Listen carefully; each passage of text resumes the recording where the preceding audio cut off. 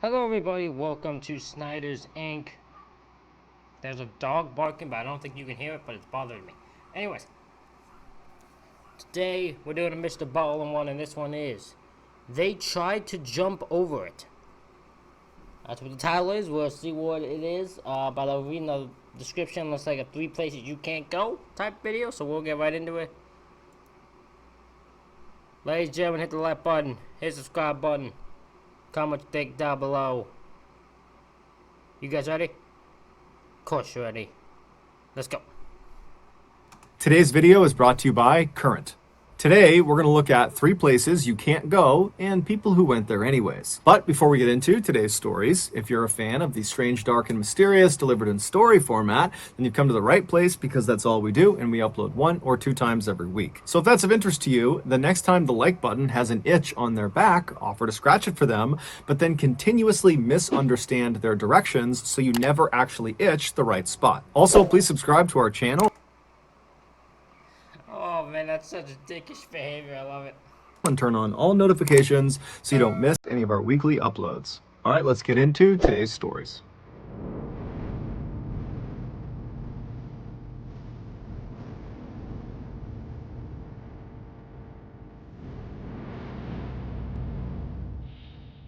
On January 1st, 2015, a family in South Yorkshire, England, gathered at a restaurant for their annual New Year's Day lunch. But one member of this family who said they would be attending didn't show up. It was 50-year-old Stephen Winfrey, who was an unemployed, divorced father of 2, who in recent years had become quite depressed. When they reached out to him on his phone and he didn't pick up, the family pretty quickly started to worry that something could have happened to him, that, perhaps he did something to harm himself given his mental state. But Also, okay, so he had a bad mental state, and that's why they were worried of him no-showing. Now, like, he could have done something to himself very quickly. I bet he lives alone, doesn't live with anybody, so it's probably hard to get a hold of him. his sister, Nadine, who was at this lunch, she reassured the rest of the family that she had spoken to Stephen the night before, and he was in great spirits and had told her that his plan. It all takes one day. It doesn't, just because you talked to someone yesterday and they're in a good state, doesn't mean that today, that day, they're in a good mental state. It can switch just like that if you don't know what your thought process is. If you're dealing with like thing, it can change in a dime.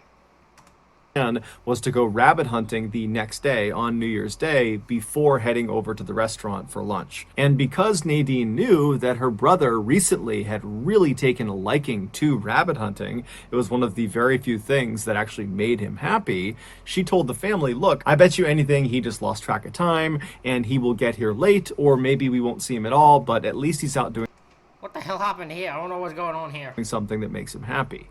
And so the family was reassured by I don't know what just happened there. I don't know if he wanted to go show something that he couldn't show. I'm gonna assume that's what it was, but I don't know what just happened there. this. And so they sat down at their table, they ordered their food, and the whole meal, everyone's kind of looking over at the front door, expecting Stephen to come strolling in at any minute. But when they finished up eating, he still had not arrived. And so as the family was getting ready to leave the restaurant and head back home, they all decided that, you know what, I'm sure Stephen is fine, he's doing something he loves.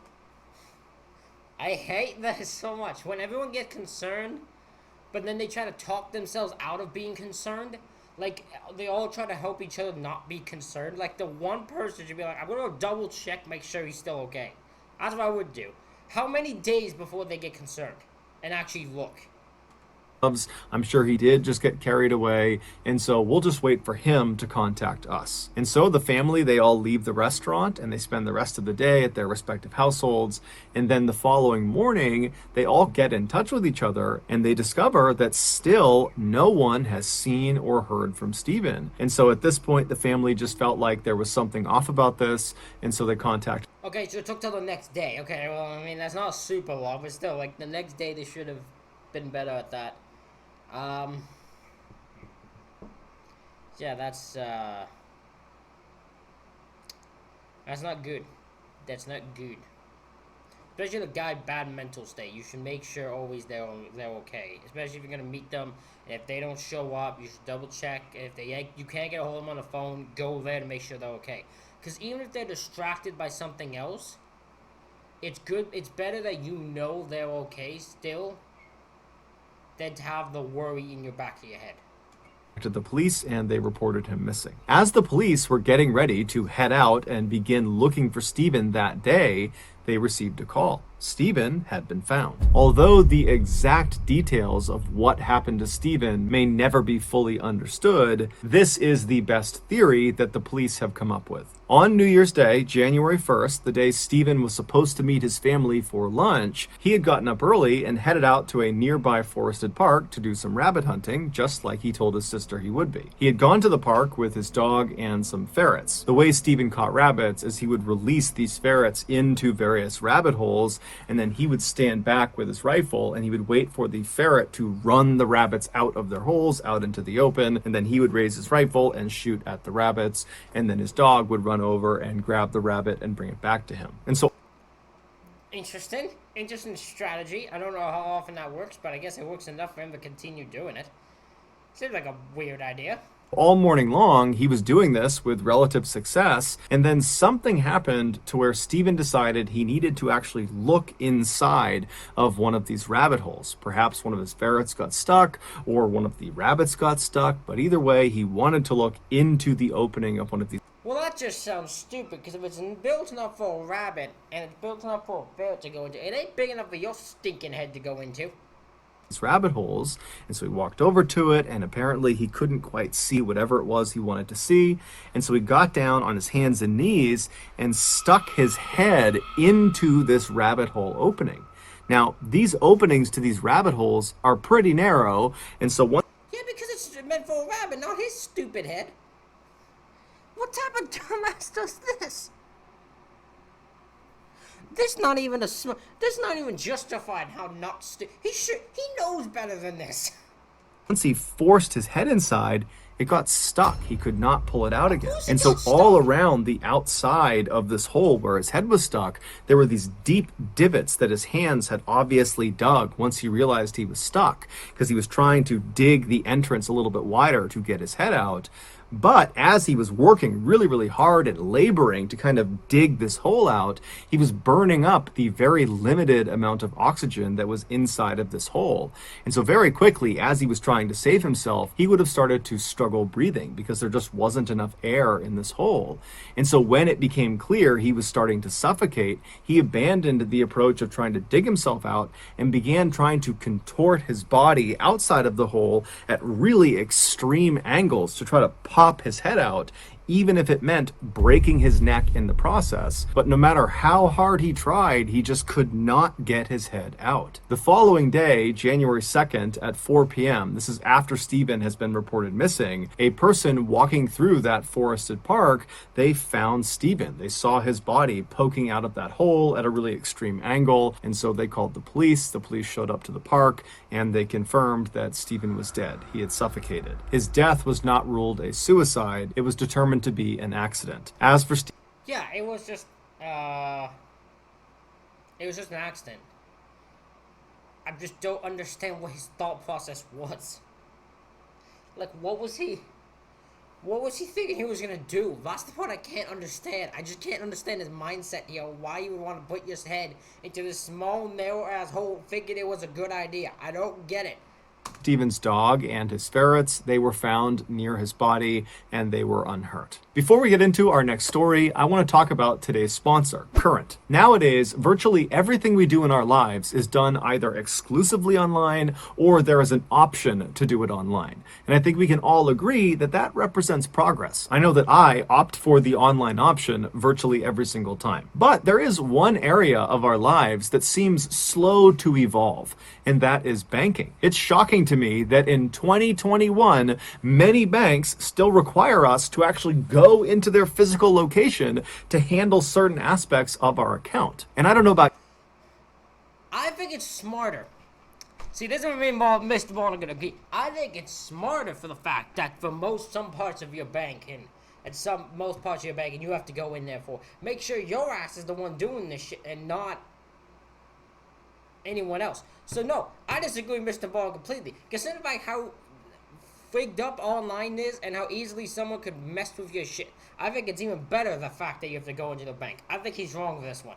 you, but I don't like the idea of sitting in front of a bank rep and making major financial decisions while someone is literally waiting for me. That's so stressful. After signing up with Current, which is a mobile banking app, they send you your very own custom debit card. Here's mine. And then after that, everything is done online. They have a great rewards program. They have a great savings program called Savings Pods. No more pressure, no more inconvenience, just money management done exclusively online the way it should be. Also, Current and I are going to be giving away $10,000 to you all. The way it works is you go download Current using the code MrBallen, and then you could be one of 20 people. Well, I mean, that's gotta be gone, so I'm not gonna try this. Don't try this. This is what we go. This was how long ago? 1 year ago. This was a year ago. Oh, yeah, he's definitely giving that thing away. Although MrBallen wants to give me $500, I won't complain. People that receives $500 I could use that 500 really badly. from this promotion. Okay, back to the stories. The stun. Oh, God. Brian Joplin was born in 1972 and was raised in this tiny town in Oklahoma called Hugo. He was a big guy, so growing up, he was always encouraged to play football, and he did, but his real passion had always been working on cars. It was something he loved to do, and he was extremely good at doing. After he graduated high school, I'm not a cars guy, I'm a motorcycle guy. I don't work on them, I just love motorcycles so goddamn much you have no idea. he stuck around in Hugo doing some auto body work, but he got this feeling that he should do something bigger with his life. And so in 1992, he decided to enlist in the United States Navy. This was something his family was extremely proud of him for doing, especially his grandfather, who had flown bomber planes during World War II. Following Brian's initial military training, better known as boot camp, he was sent to Aviation Machinist Mate School, which is a military school for military members that teaches you how to be a mechanic for all things that fly. And so after Brian... I bet you he enjoyed that, because if he loves that, he probably loved working on airplanes and stuff like that. He probably enjoyed the hell out of that. breezed through the school because he was already a very skilled mechanic, and so it came to him naturally. He was sent to his first duty station out in California. And so he joins his California unit, and immediately he excels, and he becomes one of the very best mechanics at his unit, despite being one of the most junior. And while That's actually really good. That's very impressive. while he was in California, he also met his wife, Belinda. And so over the next several years that he was in California, and then he moved around to Texas and a couple other places, he just continued to shine at work. And at home, he and his wife began building a family. They had 2 daughters. And so by and large, everything in Brian's life was going exactly to plan, until Brian made a terrible mistake. Fast forward to October 4th, 2005, and Brian, who was 32 at the time, was deployed with his unit to Bahrain, which is a country in the Persian Gulf. That particular day, Brian, along with 2 other mechanics from his unit and 2 pilots from his unit, had been tasked with flying from Bahrain north to Kuwait, which is another country in the Persian Gulf. This was a routine flight, about an hour long. It was one they had made several times during this deployment. Brian was not really looking forward to doing it, and neither were the other people that were on this particular flight. But Brian decided the way he would make this trip less monotonous and boring is he would perform the stunt. So Brian and the... Well, performing this stunt is what's gonna get his ass kicked. Don't do stunts, especially if you're in the air. That just sounds like a terrible idea. other 2 mechanics, they load in the back of this helicopter in the cargo area, so the passenger Oh, this is stupidity at its finest is what this is. area of this helo, and the 2 pilots, they load into the cockpit, and within a couple of minutes they were 125 feet off the ground, careening forward out over the Persian Gulf at over 120 miles an hour. Brian and the other 2 mechanics in the back of this craft had elected to keep the back loading ramp that folds up and down to allow people to come in and out of this helicopter. They had decided to keep it down for this flight. So basically they had this huge opening that just looked straight down to the earth. Well, that just sounds stupid in itself. That just sounds like next level stupid. Why do you have that open while you're doing this trip? That sounds like that could just go wrong in general. But this is a very common thing in the military. Lots of helicopters, when they're flying around, have either a side door open or the back ramp down because it provides an incredible view. And more importantly, it provides this amazing breeze inside of the cabin. A few minutes. I'd be terrified if I was in that position. If I opened that thing was open the whole time, I'd be like, what's gonna go wrong? I think something's gonna go wrong all the time.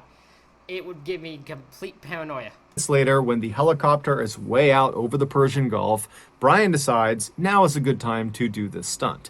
And so he looks across at the other side of the helicopter and kind of signals at the other two mechanics. It's super loud inside of the back of a helo, and so there's no way they could have spoken to each other besides with a headset, and they were not about to speak about the stunt over the headset because they didn't want the pilots to know.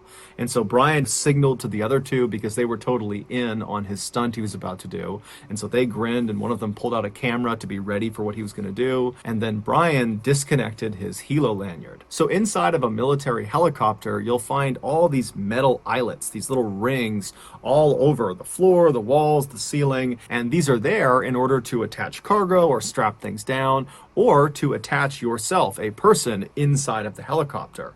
And so the way you do that is by using your helo lanyard. It's this belt you wear that has this special strap that comes off the front of it, and at the end of this 1 or 2 foot long strap is a carabiner, a clip, and you clip that onto any of those eyelets. And so that keeps you from flying out of the helicopter if the pilots need to maneuver suddenly, or if you lose altitude. Anything can happen inside. And so Brian removes his helo lanyard and then grabs this stretch of nylon rope. It was like a crudely built safety harness that kind of... This is so dumb. This is so dumb, it's not even funny. These two, the first two, have just had the stupidest choices I have ever seen.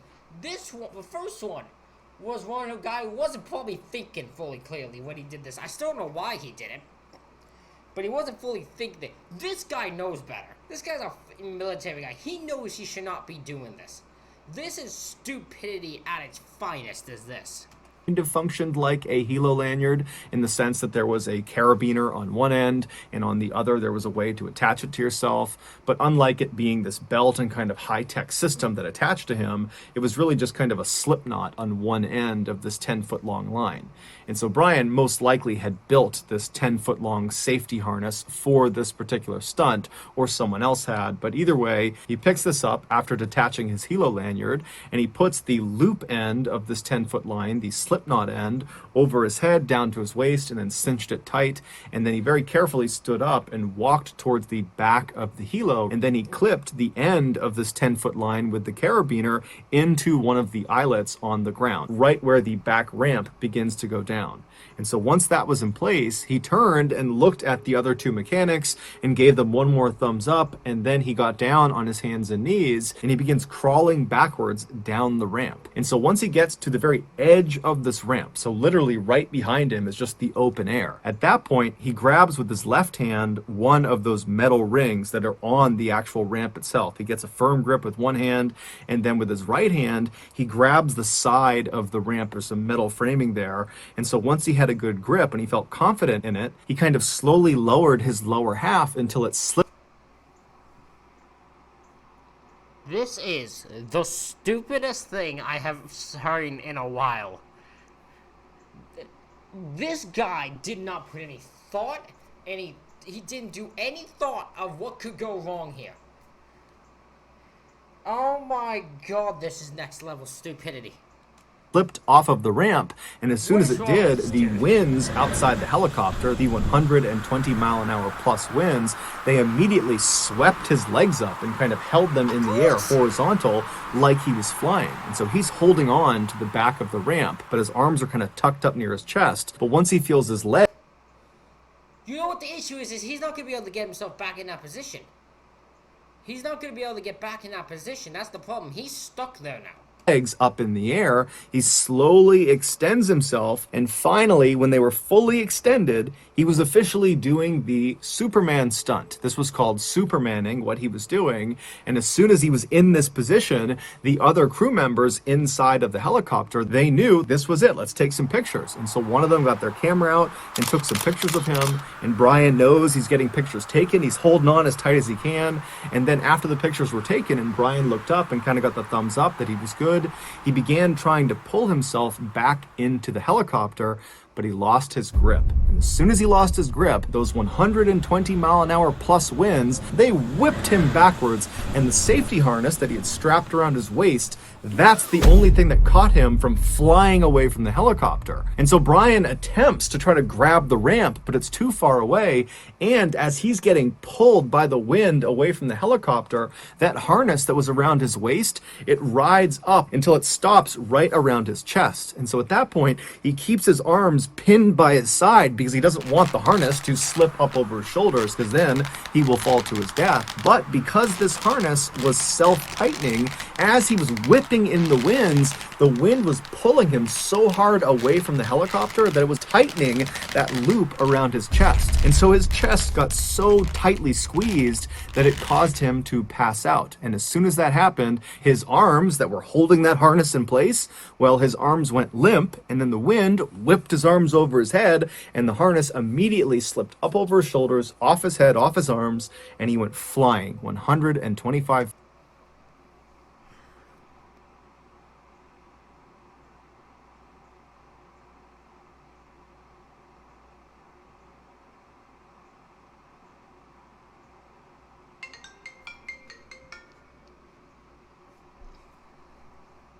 He didn't deserve that.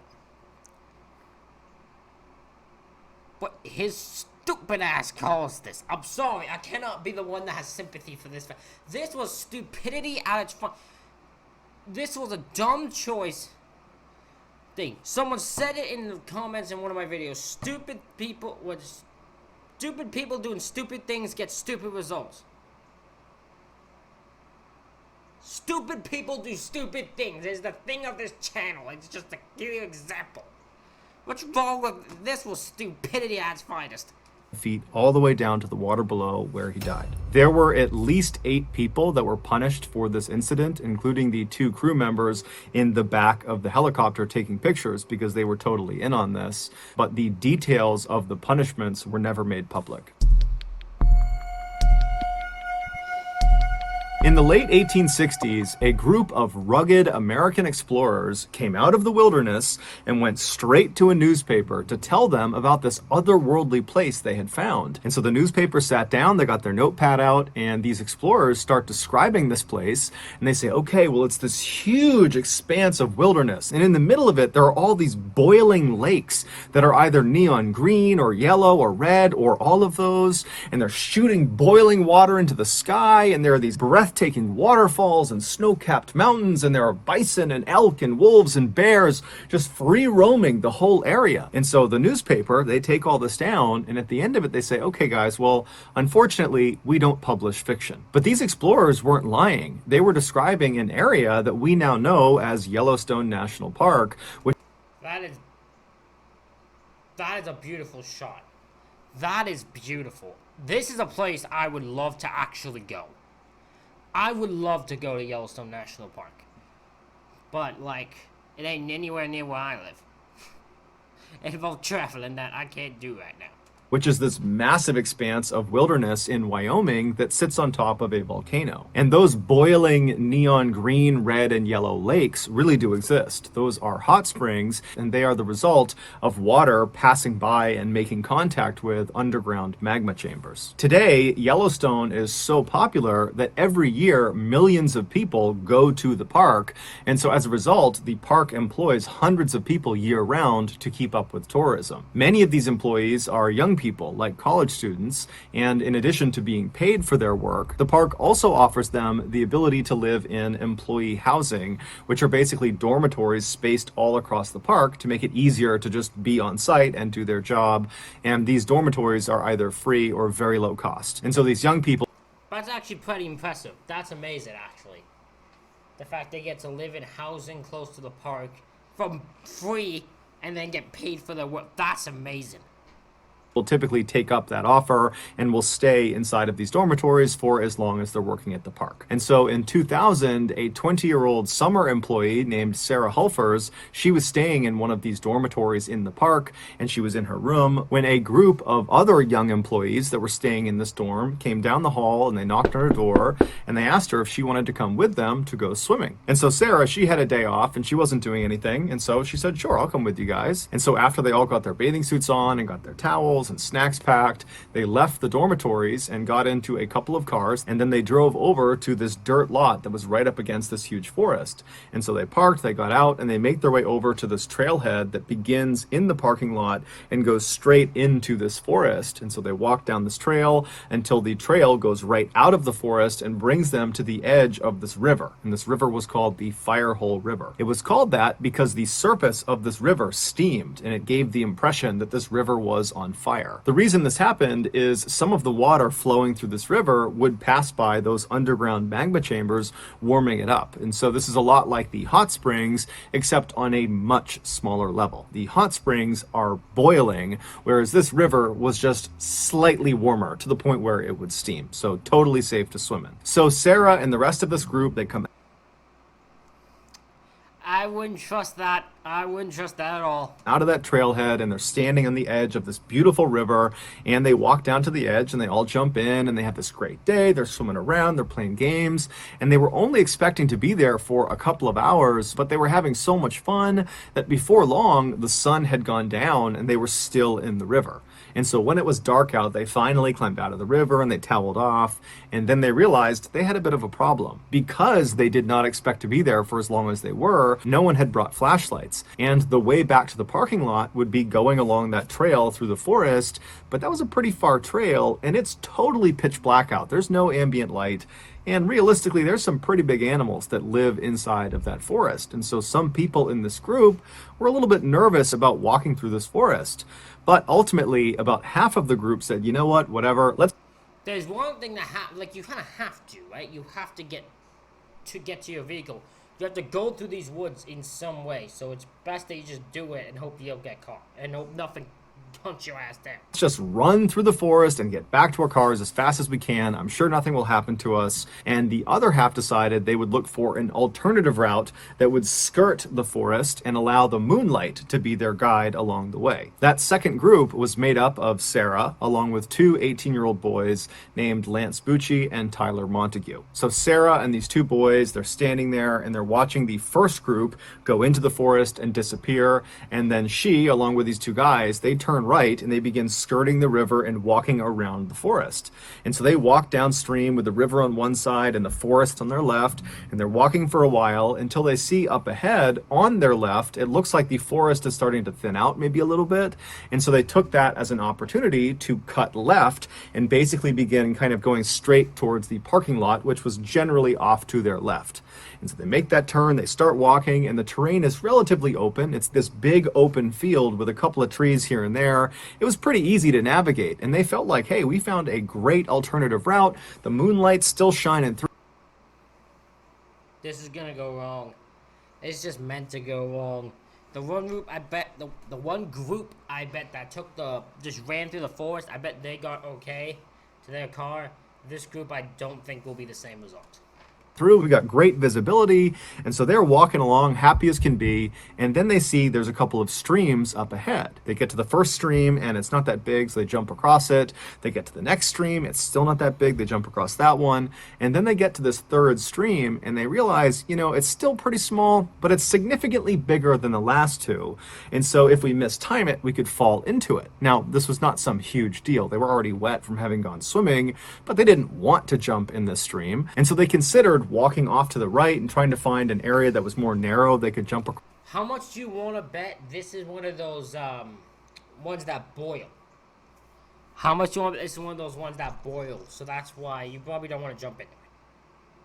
They might not know that, but that's probably why. Cross more easily, but they figured they were probably within maybe 100 or 200 feet of the parking lot. They couldn't see it, but they knew they were close, and they really didn't want to go farther and farther away to only have to just jump over this thing anyways. And so they decide, you know what, let's just jump across it. Let's just do it. If we fall in, we fall in. And so the three of them backed up from the stream to give themselves some running room, and then they grabbed hands, and at the same time, all three of them ran forward and leapt across the stream. And they cleared it. They landed on the other side, but the ground they landed on was kind of loose and soft, and so it kind of crumbled underneath them, and they all fell backwards into the stream. In the darkness, this stream had looked like the other two streams they had seen, albeit a little bit larger, and so they were not thinking this could be potentially hazardous if they fell into the water. But it would turn out this stream was extremely hazardous. It was nothing like the other two streams they had encountered. This one was runoff from a nearby hot spring, and so the temperature inside of this stream Yep. I thought so. I thought so. was 178 degrees Fahrenheit. Oh! Oh, that's death. Oh, that's death. That's the death of a man. That's the death of a human being. Oh. Oh, no. No, I don't want to go to this park no more. I don't want to deal with that. I don't want to go there no more. I'm good. I'm good. I don't want to go there no more. Fahrenheit.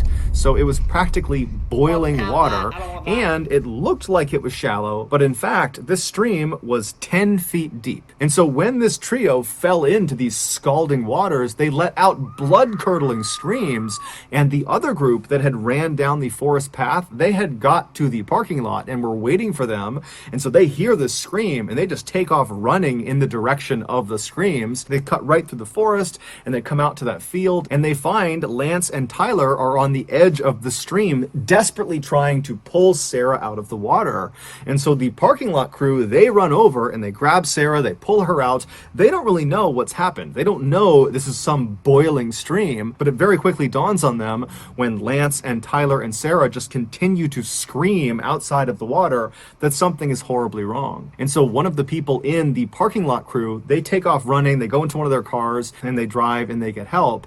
And not that long after, a helicopter would arrive, and it would take Sarah, Lance, and Tyler to a nearby hospital. It would turn out Lance and Tyler, when they fell into this water, they only submerged up to their necks, and as soon as they hit the water, they immediately turned and got themselves out again. So they were only in the water for maybe a second or two. And these things ultimately saved their lives, although they did still have burns over almost their entire bodies. They had to go through dozens and dozens of surgeries and years of rehab, and they had to pay all this money for medical bills. So it was not a smooth course after they got pulled out, but they lived. As for Sarah, she was not as lucky. When she fell into the water, she completely submerged. Her head, her body, all of it went under the water, and then she just could not get herself out again, and so she stayed in the water much longer than the guys did. When she was admitted to the hospital, despite the fact